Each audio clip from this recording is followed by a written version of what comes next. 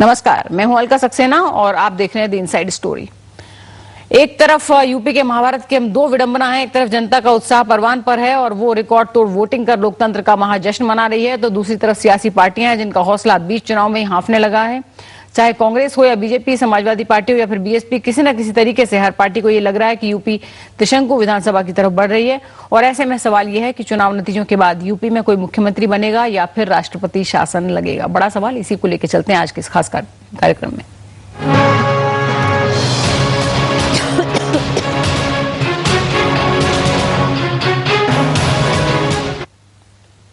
केंद्रीय मंत्री श्री प्रकाश जायसवाल वोट देकर निकले नहीं कि बयान दे दिया कि कांग्रेस पार्टी की सरकार नहीं बनी तो यूपी में राष्ट्रपति शासन लग सकता है।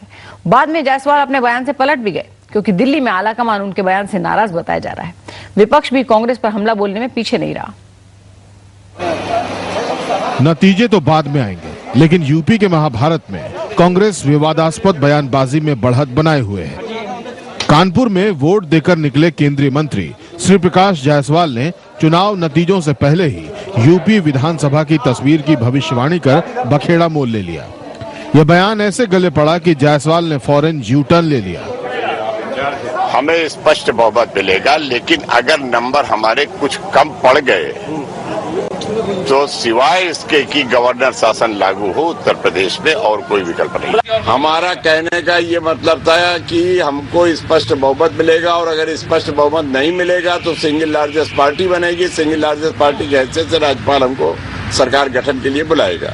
लेकिन अगर कोई हमसे संविधान की व्याख्या पूछेगा कि साहब ये बताइए कि अगर किसी को बहुमत नहीं मिला तो क्या होगा, तो संविधान में स्पष्ट लिखा हुआ है कि राष्ट्रपति शासन लागू होगा। वैसे ऐसा बयान कांग्रेस महासचिव दिग्विजय सिंह पहले दे चुके हैं, लेकिन संदर्भ और शख्सियत बदलने से श्री प्रकाश जायसवाल के बयान पर विपक्ष एकजुट हो गया है। ये अलोकतांत्रिक है, लोकतंत्र की मर्यादा के विरुद्ध है और ये राष्ट्रपति शासन की बात कहना ये साबित करता है कि कांग्रेस को यहाँ पर वोट मांगने का ना अधिकार है ना वोट लेने का अधिकार। लोकतंत्र में अगर कोई धमकी देगा तो जनता कहीं ना कहीं उसका जवाब देगी। हमारी जनता को ये डरवा रहे हैं कि साहब अगर हम नहीं आएंगे तो हम जाकर के राष्ट्रपति शासन लगा देंगे। ये इससे ज्यादा डेमोक्रेसी का, प्रजातंत्र का कत्ल नहीं हो सकता जो कर रहे हैं। सूत्रों के मुताबिक जायसवाल के बयान पर कांग्रेस आलाकमान नाराज है और उनसे बयान पर सफाई मांगी गई है। बहुमत किसी पार्टी को नहीं मिला तो सामान्य तौर पर सिंगल लार्जेस्ट पार्टी को पहले बुलाया जाता है सरकार बनाने के लिए। राष्ट्रपति शासन तभी लगता है जब संवैधानिक संकट आता है, और संवैधानिक संकट तब आएगा कि कोई सरकार बनाने के परिस्थिति में नहीं रहेगा।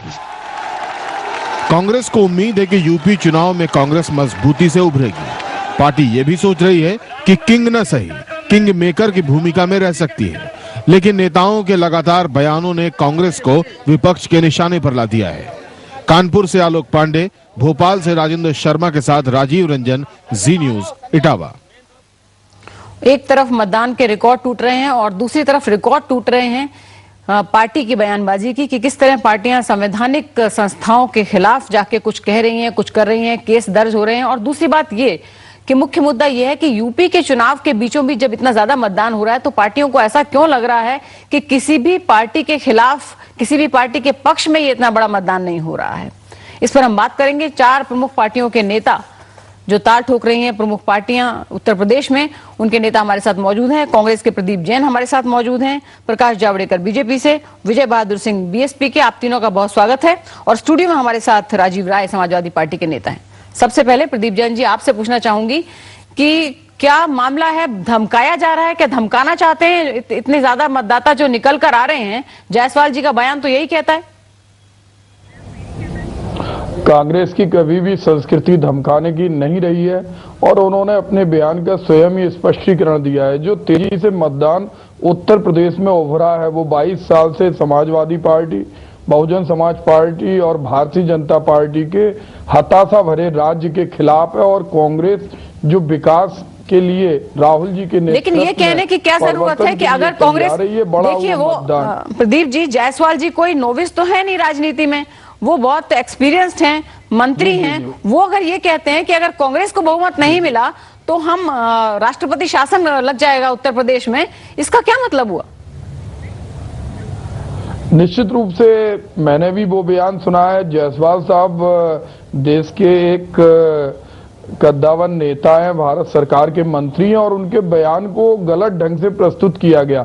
उन्होंने सारी परिस्थितियां प्रदीप जी, आप देखिए, ये जो है आजकल 24 घंटे के न्यूज चैनल का जमाना है और कोई रिकॉर्डेड नहीं है, लाइव चीजें दिखाई जाती हैं। ये अखबार का जमाना नहीं है कि तोड़ मरोड़ कर पेश कर दिया ऐसा कह देंगे।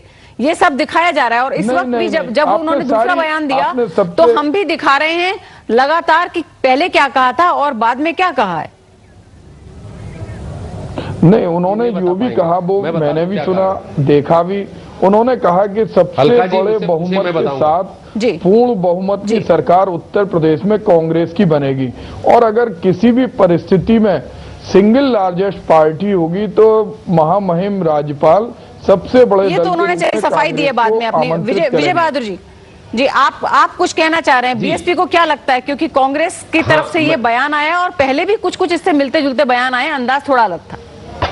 नहीं, आप जरा इतिहास पे जाइए। कांग्रेस के खासकर मंत्री लोग इस तरह के बयान देने के आदी हैं। अभी 10 दिन पहले एक मंत्री ने कहा कि हम तो बाराबंकी के रहने वाले हैं और दूसरे कोई नेता कांग्रेस के हैं वो पंजाब से आए। फिर उसके बाद कुछ दिन बाद एक हफ्ता पहले कानून मंत्री जी ने कहा कि चाहे जो हो जाए हम 4.5% और 9% मुस्लिम को रिजर्वेशन देंगे, चाहे हमको फांसी लगा दे, और उन्होंने माफी मांग लिया। और माफी मांगते में 1 सेकंड नहीं लगा कि दूसरे मंत्री जी ने कह दिया कि हम रिजर्वेशन देंगे फिर से। तो ये कांग्रेस की स्टाइल ऑफ वर्किंग है, स्लैप एंड सॉरी।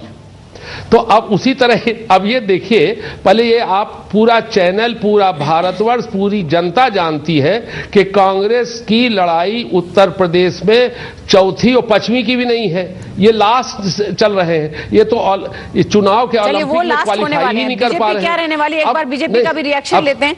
नहीं, अब सुनिए, अरे मेरा लास्ट सेंटेंस तो सुन लीजिए। मैं ये कह रहा हूं, ये घबरा के कह रहे हैं, ये घबरा के कह रहे हैं, मतलब धमकी नहीं है, घबरा गए। जावड़ेकर जी, अभी हमने उमा भारती का बयान सुना, वो कह रही थी कि अहंकार है और दूसरी बात ये लोकतंत्र में डराने की कोशिश है, जो गलत है ना। नहीं, बिल्कुल साफ है कि कांग्रेस 22 साल से उत्तर प्रदेश से कटी है, हाशिए पर है। इस बार भी उनकी हताशा स्वाभाविक है, क्योंकि वो चौथे नंबर के निश्चित मालिक है, और लेकिन दिन में सपने देखने को कोई मना नहीं करता। इसलिए उनको अगर ये लगे और सपने देखे कोई दिन में कि भाई हम सत्ता में आएंगे तो हमें कोई उससे हमारी कोई शिकायत है नहीं, लेकिन बात यह है कि अगर हमारी नहीं आई तो राष्ट्रपति शासन होगा, यह धमकाना है। और धमका कर वोट मांगना एक तरह से बहुत ही कानूनन और चुनावी आचार संहिता का उल्लंघन है। तो ये जो बार बार लगातार सारे मंत्री इतने हो गए हैं, क्योंकि उनको बाद में जवाब देना पड़ेगा, उनके सामने तारे अभी से आ रहे हैं कि मैडम जब पूछेगी कि ऐसे हालत यूपी में क्यों हुई तो सबका मंत्री पद खतरे में है, और इसलिए वो इसे आप क्या मानेंगे कि वो ज्यादा धमकी है, धमकी ज्यादा है या हताशा ज्यादा है, कि उनको लग रहा है कि कांग्रेस हार रही है, अच्छा नहीं कर रही इस वजह से, या फिर धमकी ज्यादा है? क्या मानेंगे इसे आप? ये दोनों है, और ये गुरूर है, और ये इमरजेंसी माइंडसेट है। अच्छा, ये बताइए कि ऐसा तो बीजेपी के नेता योगी आदित्यनाथ भी कह चुके हैं कि किसी भी पार्टी का बहुमत नहीं आ रहा है और राष्ट्रपति शासन यूपी में लगेगा। नहीं, ये समझ लेना चाहिए ना, हमारे तरफ से किसी भी राष्ट्रीय नेतृत्व से ऐसा बयान नहीं आया जो केंद्र में कोई भूमिका कर रहे हैं। लेकिन स्वाभाविक रूप से किसी को अगर एकेडमिक सवाल पूछेंगे तो कोई जवाब देगा कि तो अलग चीज होती है, लेकिन ये बाद में लिपापोती अब कर रहे हैं श्री प्रकाश जायसवाल, ऐसी बात हमने नहीं की। वो तो इसलिए आपने उसकी न्यूज नहीं बनाई ना, क्योंकि न्यूज तभी बनती है कि जब विवादास्पद बयान दिया जाता है। नहीं, और दोनों ही बड़ी न्यूज बन गए थे जावड़ेकर जी। चलिए, राजीव राय भी हमारे साथ हैं, समाजवादी पार्टी के नेता। चुनावी नहीं, एक मिनट, चुनावी आयोग ने इसका संज्ञान इसीलिए लिया क्योंकि ये चुनावी आचार संहिता का सीधा घोर उल्लंघन है, क्योंकि आप धमकी दे रहे हैं कि हमारी केंद्र सरकार है, हम लाएंगे। चलिए, यानी आप पार्टियों को भी धमका रहे और आप